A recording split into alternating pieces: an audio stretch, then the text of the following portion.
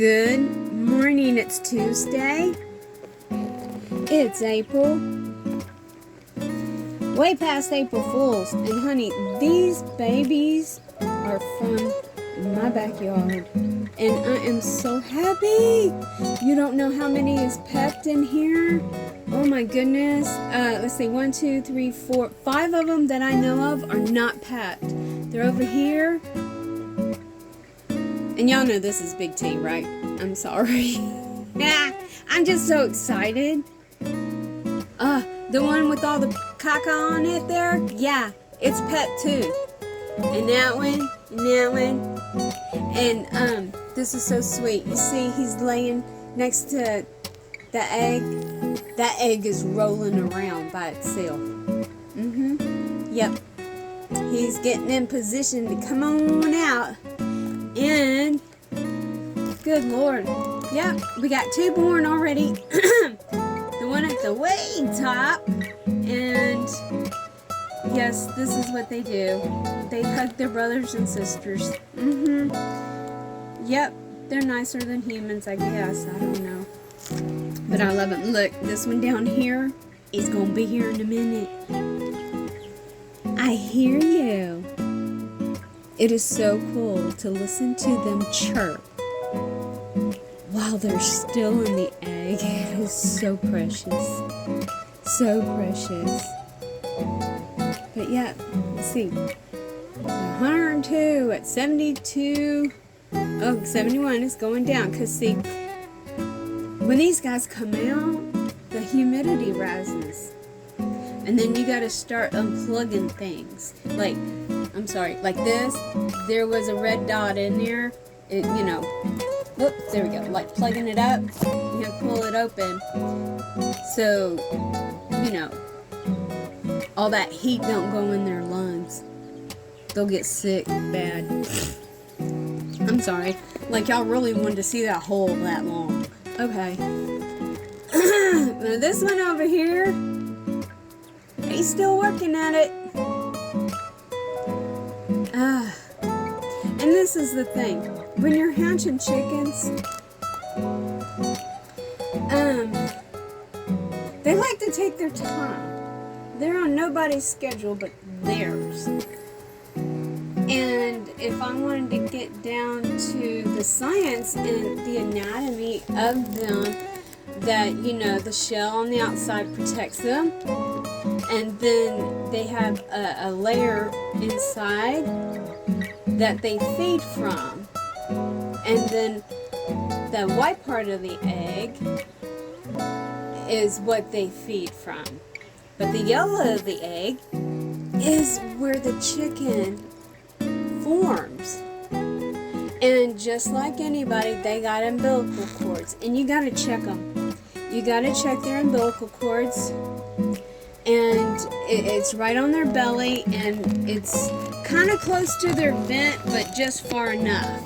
And the thing about it is you want to make sure that little chick don't have lesions. You can have them attached to the egg, and they'll run around. You've seen the cartoon where the chicken is born. You know, the feathers come out, the wings, I mean, and the feet, and he's running around like a little egghead. Yeah, well, he's not ready to let go of his umbilical cord, is what it is.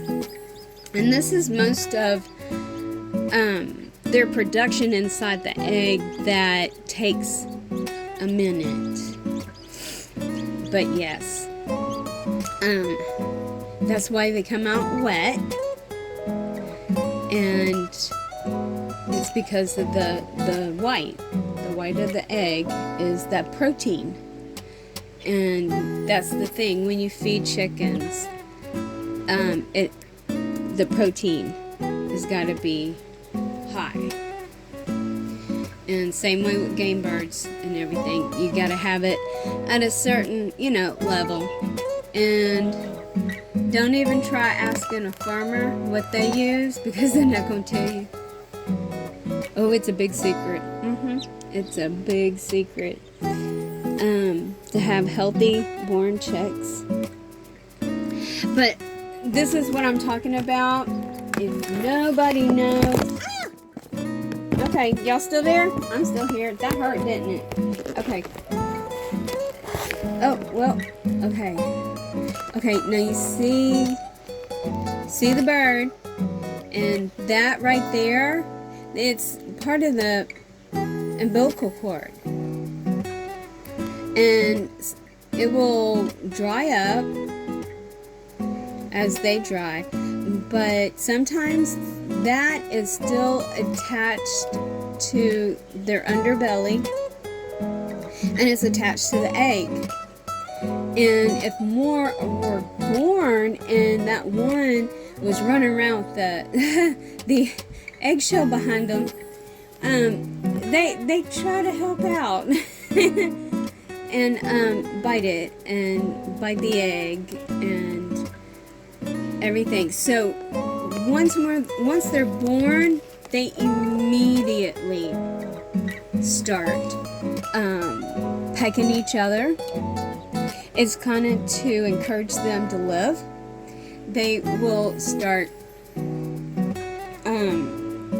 testing things out. They'll know what to eat and what not to eat. Now, if a bird were to go over and peck at that thing that looked like a snot ball, they'll peck at it and leave it alone. They're not going to eat it. Because they're like, ew, it's like leftovers now. Just think of it that way. But, yeah. And it is adorable to leave some of the shells in there while everybody's being hatched.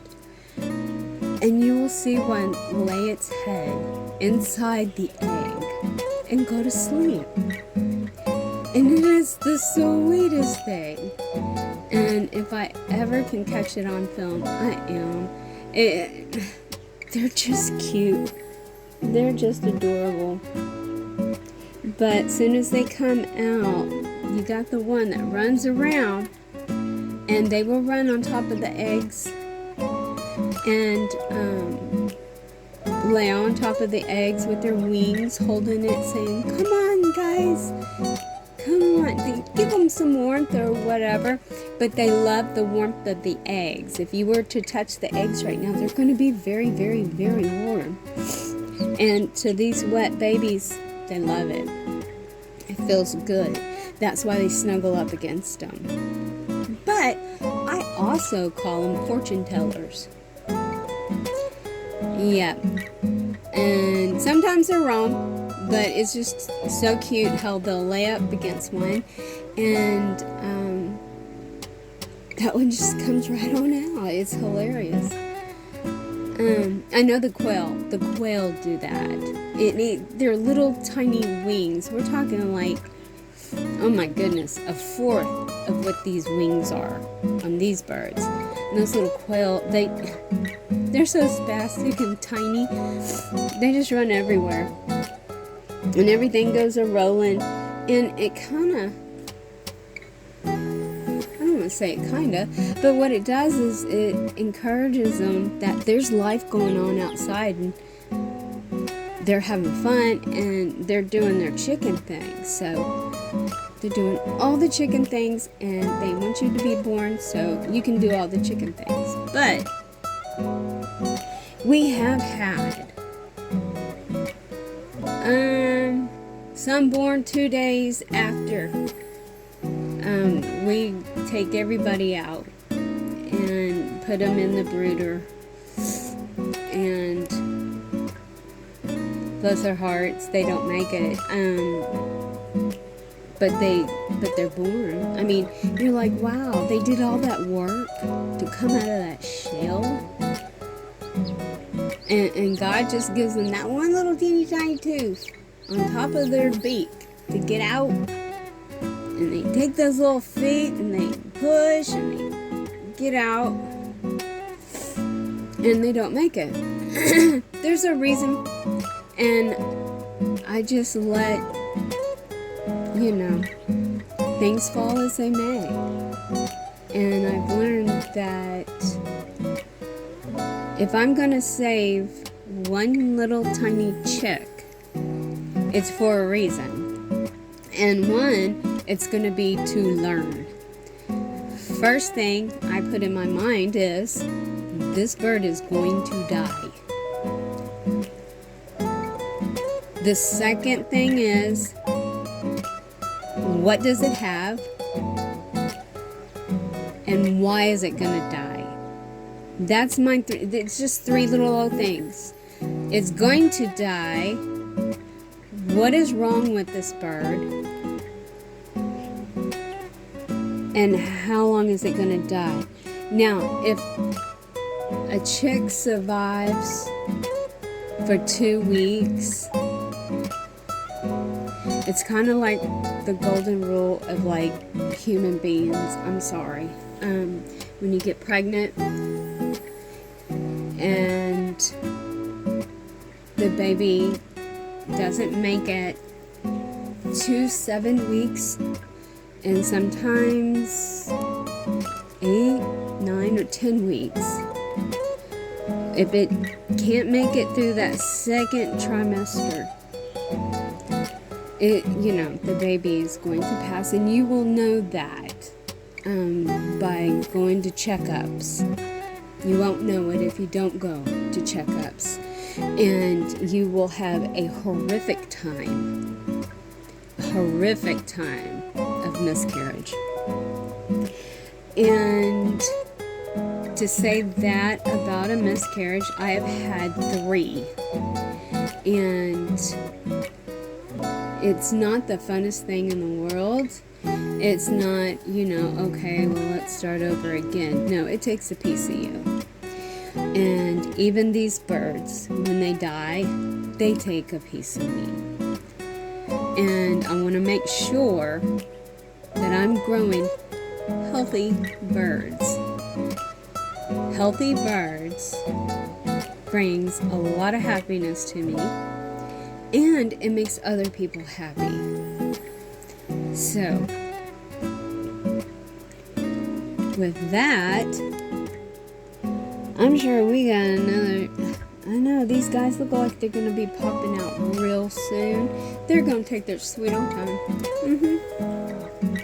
Their sweet little old time.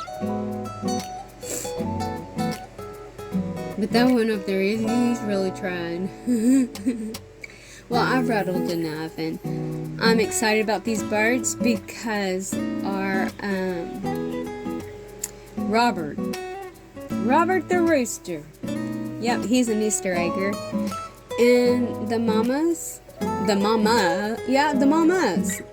all starting to lay now, is comments. And so I know what breed these are. They're a mess. But I know who the mama is, and I know who the daddy is, because that's why I keep them in the coop. And we let them out. And good Lord, I did take a picture of Robert. He is a massive rooster. And I tell you what, he does his job, because those ladies are well cared for. I'm like, man. So, alright, that's about 14 minutes of me hooping and hollering. Ooh, look at, oh, those are empty. Doggone it. I do that all the time. Anyway, all these eggs are going to look like the blondes or the browns so far. Yep, he's brown. And I will see you later, loves. Bye.